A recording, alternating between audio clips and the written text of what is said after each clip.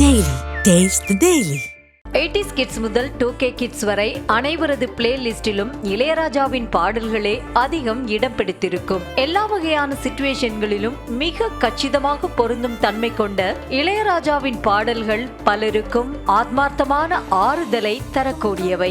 இந்த நிலையில் music master என்ற இசை நிறுவனம் சென்னை உயர்நீதிமன்றத்தில் கடந்த 2010ஆம் ஆண்டு வழக்கு தொடர்ந்தது. அதில் 1997ஆம் ஆண்டு இளையராஜா அவரது மனைவி பெயரிலான இசை நிறுவனத்துடன் ஒப்பந்தம் மேற்கொண்டதாகவும் அந்த ஒப்பந்தத்தின்படி தேவர் மகன், பாண்டியன், பிரம்மா, குணா உள்ளிட்ட 109 படங்களின் இசை வெளியீட்டு உரிமையை மியூசிக் மாஸ்டர் நிறுவனம் பெற்றுள்ளதாகவும் தெரிவிக்கப்பட்டது. ஆனால் தங்கள் அனுமதி இல்லாமல் அந்த பாடல்களை தற்போது யூடியூப் மற்றும் சமூக வலைதளங்களில் பயன்படுத்தப்பட்டு வருவதாக கூறும் மியூசிக் மாஸ்டர் நிறுவனம் தங்களின் அனுமதி பெற்றுத்தான் பயன்படுத்த வேண்டும் என்றும் அனுமதி இல்லாமல் பயன்படுத்துவதற்கு தடை விதிக்க வேண்டும் என வழக்கில் தெரிவித்துள்ளது.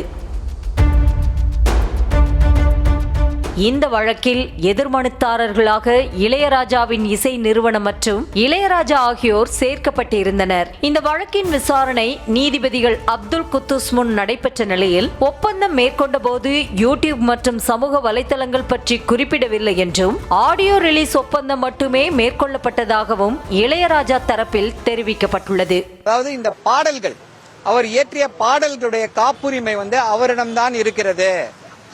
எந்த ப்ரொடியூசர் கிட்டையும் அவருடைய பாடல்களுடைய காப்புரிமையை அவர் கொடுக்கவில்லை. 1997 அந்த டைம்ல இன்டர்நெட் கிடையாது, யூடியூப் கிடையாது, எந்த விதமான 90 எந்த விதமான இதுவும் கிடையாது. அப்போ இந்த படத்தோட மியூசிக் எல்லாத்தையும் வாங்கியிருக்காங்க. அப்போ ஆடியோ கேசட் ரிலீஸ் பண்றதுக்கு தான் இந்த உரிமைகள் கொடுக்கப்பட்டிருக்கிறது. அப்போ இந்த உரிமைகள்லாம் இல்லவே இல்லை. இல்லாத உரிமைகளை வச்சுக்கிட்டு இப்போ நாங்க அந்த படங்களை பாடல்களை இன்டர்நெட்ல கொடுப்போம், அதுல கொடுப்போம். இசைஞானி அவர்கள் அதை பாடக்கூடாது, இல்ல அவர் இன்டர்நெட்ல இந்த பாடங்கள் எல்லாம் இது பண்ணக்கூடாதுன்னு சொல்லி வழக்கு போட்டிருந்தாங்க. சோ அந்த வழக்குடைய விசாரணை தான் இப்ப போயிட்டு இருக்கு. இந்த நிலையில் உயர்நீதிமன்ற வளாகத்தில் உள்ள மாஸ்டர் நீதிமன்றத்தில் வழக்கறிஞர்களுடன் இளையராஜா நேரில் ஆஜரானார். 109 படங்கள் தொடர்பான ஆவணங்களை தாக்கல் செய்த இளையராஜா அது தொடர்பான சாட்சியத்தையும் அளித்துள்ளார்.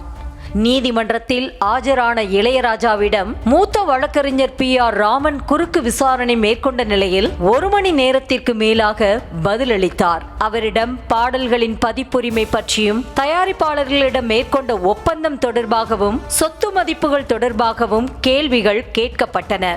குறுக்கு விசாரணையின் போது எத்தனை பங்களாக்கள் உள்ளது என்ற கேள்விக்கு இளையராஜா எனக்கு முழு ஈடுபாடும் இசையில் உள்ளதால் உலகளாவிய பொருட்கள் பற்றி எனக்கு தெரியாது என பதிலளித்துள்ளார். பேர், புகழ் மற்றும் செல்வம் அனைத்தும் சினிமா மூலம் கிடைத்தது உண்மையா என்ற கேள்விக்கு அனைத்தும் சினிமா மூலம் கிடைத்ததுதான் என இளையராஜா பதிலளித்ததாக கூறப்படும் நிலையில் இளையராஜாவிடம் 1 மணி நேரம் நடந்த சாட்சி விசாரணை நிறைவு பெற்றதை அடுத்து நீதிபதி மீண்டும் வழக்கை சென்னை உயர்நீதிமன்றத்திற்கு அனுப்பி உத்தரவிட்டார். Taste the Daily.